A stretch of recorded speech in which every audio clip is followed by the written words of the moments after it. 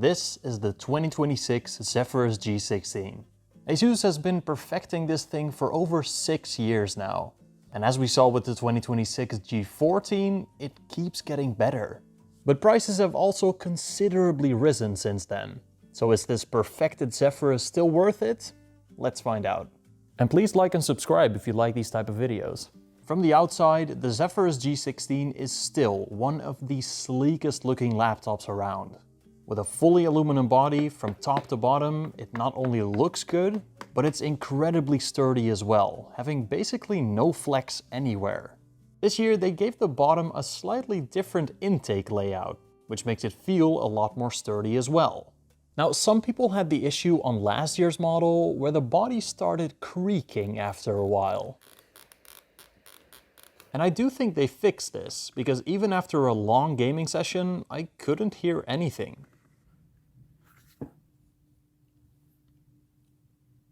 It still has the LED slash on the back, but it now has a glass layer over it, which makes it look better while the lights are off as well.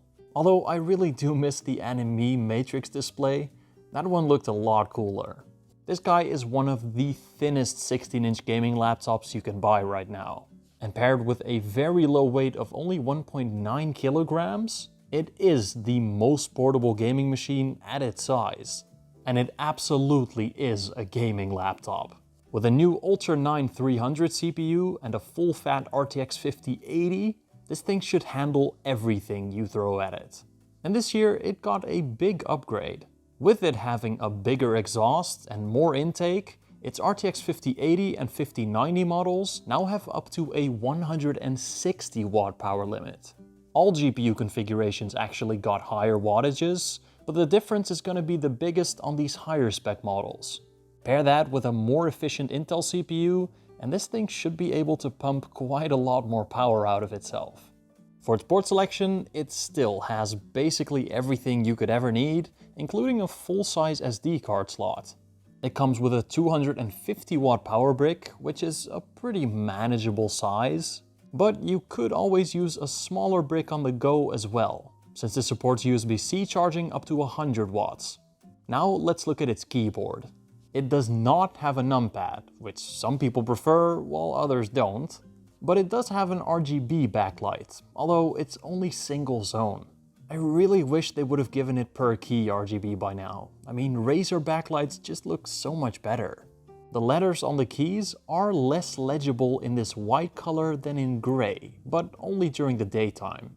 It also has these 4 reprogrammable macro keys at the top here, which are very handy. Now here's what the keyboard sounds like.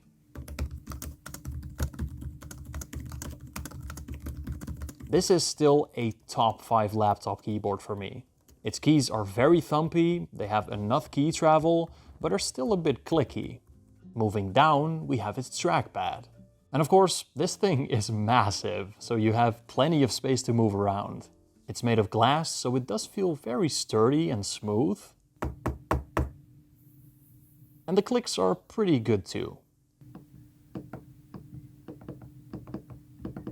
But like with any diving board trackpad, you can only really use the bottom 70%. You can't actually press down on the top of it. I really wish they would have given this thing a haptic trackpad by now. I mean, it feels like wasted space if you can only press on the bottom 70. But the new ProArt laptops do have haptics, so I'm guessing the Zephyrus will get it next year. Moving up, we have its display. And while it already was one of the best displays on any laptop, it's now even better. Obviously, it is an OLED display, which means beautiful, vibrant colors, infinite contrast, and the perfect blacks just never get old. But this year, it gets a lot brighter, going from 500 nits all the way up to 1100. It still has that very high refresh rate of 240 Hz, and paired with the near instant pixel response times of OLED, it's basically one of the smoothest displays you can possibly have for gaming. It's also 2.5K, so you're never really gonna see any pixels, even if you sit really close to the screen. And like the G14, it has objectively the best anti-reflective layer on any glossy display. Pair that with a new higher brightness, and it's gonna be perfectly usable even outside. The hinge doesn't go back a full 180 degrees, unfortunately, but they did make it a lot sturdier than before, and now it doesn't feel like it'll break off if you push it down all the way. Now, the Zephyrus G16 and G14 have had pretty much the best speakers in any Windows laptop for the past 2 years now. So has that changed?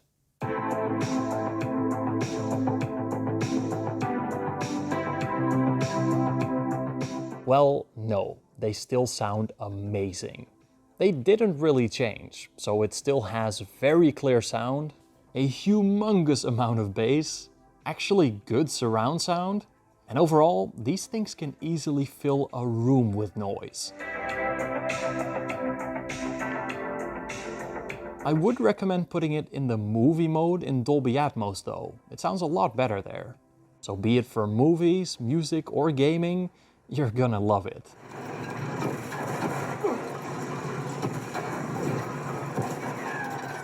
The microphone quality of the Zephyrus series is for some reason really good. And while it could use a webcam upgrade, it's still better than 99% of other Windows laptops. Now, if you want to get the most out of this thing, I definitely recommend downloading G-Helper. When I first got this laptop, the function keys would randomly just stop working. But as soon as I uninstalled Armoury Crate and installed G-Helper, surprise, surprise, they always work. G-Helper is basically just Armoury Crate, but way more lightweight, with a smaller, easier UI, and with more customizability. You can set custom fan curves, power limits, and you can continue using all of these settings even on battery.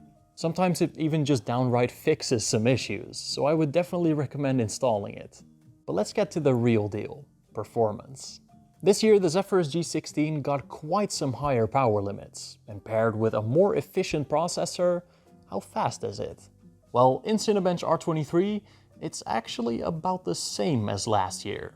In both single and multi-core performance, it's about on par with the 285H, since it's basically the same chip, just with less power draw. But in 3D Mark TimeSpy, you can definitely see the impact of those higher power limits. This RTX 5080 is now on par with some way bigger, way thicker gaming laptops, which is really impressive. But these are all just synthetic benchmarks, which don't always tell you the entire story.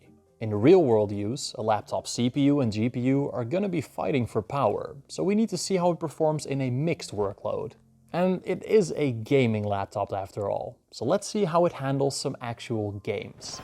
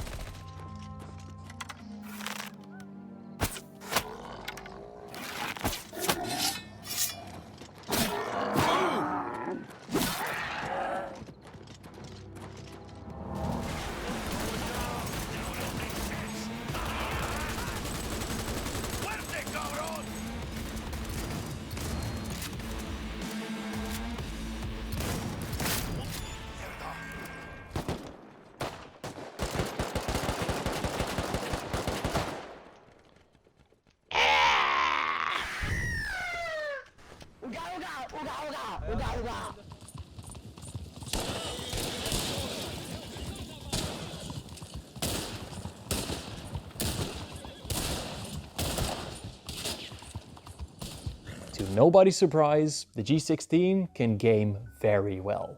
In both CPU and GPU intensive games, it got high frame rates even at its high native resolution of 1600p. But especially in GPU intensive games, you really start to see the power that beefier 5080 is producing. But there's an important question to ask here. Is that 5080 actually reaching that full power limit? Well, laptop GPUs have a dynamic boost feature, which allows it to keep 15 to 25 watts available for either the CPU or GPU. If a game is more GPU intensive, it'll more than likely give that power to its GPU, and vice versa for a CPU intensive game. But this RTX 5080 gets damn close to that power limit, and actually reaches 145 watts pretty frequently. These are obviously not the advertised 160 watts, and thicker gaming laptops will more frequently reach those higher wattages. But as we saw from the gaming tests and benchmarks, it still gets really damn close to those full wattage performance numbers. And at these higher wattages, it can now finally make use of that RTX 5080, while last year's G16 was quite power limited. Without looking at these very specific scenarios, the G16 will easily handle every game or application you throw at it. Now, there is a reason it doesn't reach that full 160 watts. This is still a thin and light gaming laptop, and you can't beat the laws of thermodynamics. Less space for cooling means more heat buildup, so thicker gaming laptops can just sustain higher power limits way longer. So how hot and how loud does the G16 get during gaming? Well, it really depends on what power profile you're running it at. For gaming, you've got the turbo and the manual profile, and in that standard turbo profile, the G16 actually has lower power limits for its GPU and CPU. While using that manual power profile with a pretty aggressive fan curve, its CPU is definitely getting pushed to its limits, sitting very close to its temperature target. You can just turn this target down though, so if you want it to run cooler, just adjust the slider a bit. But on this balls to the wall manual profile, the GPU actually stays very nicely cooled, and it never really reached its power limit, no matter how high that wattage was. In that manual profile, it is using everything it has. But if you do want a cooler running laptop, you might be better just going with the turbo profile, which has slightly lower power limits. The performance difference between these two profiles is like 5% maybe, so it's up to you to decide whether that's worth it. Now, what about fan noise?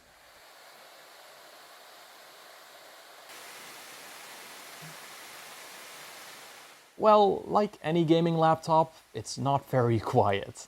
It's still quieter than most thicker gaming laptops, but it's pretty rare to not see it at 100% fan speed under heavy loads. Under normal light use though, it is completely silent. And like I said, with G-Helper, you can simply make it quieter if you want. Now, battery life sucks on most gaming laptops. But the Zephyrus is a thin and light, and has a way more efficient processor than before. So how long does it last? Well, I tested it in two scenarios, under light use and during gaming. In the light use scenario, I played a YouTube video until its battery died, with its display at 80% brightness, at 60 Hz, and with the dedicated GPU turned off. And holy moly does it last long. Just like with all the other laptops that use this exact processor, it lasts like double as long as last year. The 386H is a very power efficient processor. With it being built on the new Intel 18A process and it using low power efficiency cores, it just does not use a lot of power under light tasks, and it lasts over 17 hours. Now keep in mind, in actual real-world use, this number is likely going to be a lot lower. But for most people, this is absolutely an all-day battery device. Now in the gaming test, I played Minecraft until its battery died with the same settings as before. And here, it still lasted almost 4 hours. Granted, Minecraft is not a super intensive game or anything, but I wish my laptop would last 4 hours on Minecraft when I was a kid. Now, it's not all sunshine and rainbows. This is still a thin and light device, and that does take some sacrifice. And those sacrifices are visible on the inside. It has fully soldered memory, so you're stuck with however much RAM you bought it with. But at least it does have two M.2 SSD slots, so storage upgrades are very easy. And it also has a Wi-Fi card slot, although Wi-Fi 7 should be enough for a lot of people for now. And now comes the part that destroys all dreams: pricing. Last year's Zephyrus G16 launched at an already high price. And the launch price for the RTX 5080 model, yeah, let's not talk about that. But this year, we're also dealing with a RAM shortage, which brought up the price for all new laptops. And that means that this year's G16 with an RTX 5070 Ti has launched at almost $3,600. But this model with an RTX 5080 is so much more expensive at $4,800 reduce, which is a lot of money. In Europe, it really varies a lot per region. For example, here in the Netherlands, we have similar pricing to the US. But if you live in France, honestly, I would wave a white flag as well. RAM prices have increased by like $600 to $800 for the most part, so these launch prices have been inflated by $600 to $800. So let's get to a conclusion here. Is the 2026 Zephyrus G16 worth it? Well, it is easily one of the most well-rounded, complete laptops at 16 inches. But at these incredibly inflated prices, I would not say it's worth it. The Zephyrus G16 is the perfect balance between power and portability. It's really thin and lightweight despite still having a great build quality. It has the best display out of any laptop right now in my opinion, now with even higher brightness.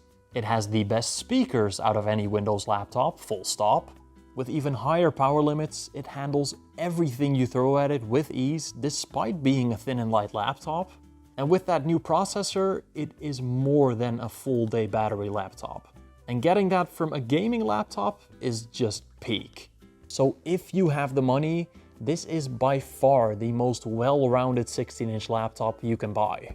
The biggest problem this thing has is that it doesn't exist in a vacuum, and that last year's model is still for sale. And it is for sale at a way more reasonable price. So are the upgrades of this year's model worth that extra price? Or should you just save all that money and get last year's Zephyrus G16? Well, let's find out in the next video, where I'll be comparing the 2025 and 2026 G16 in full detail. See you all in the next one. Bye bye.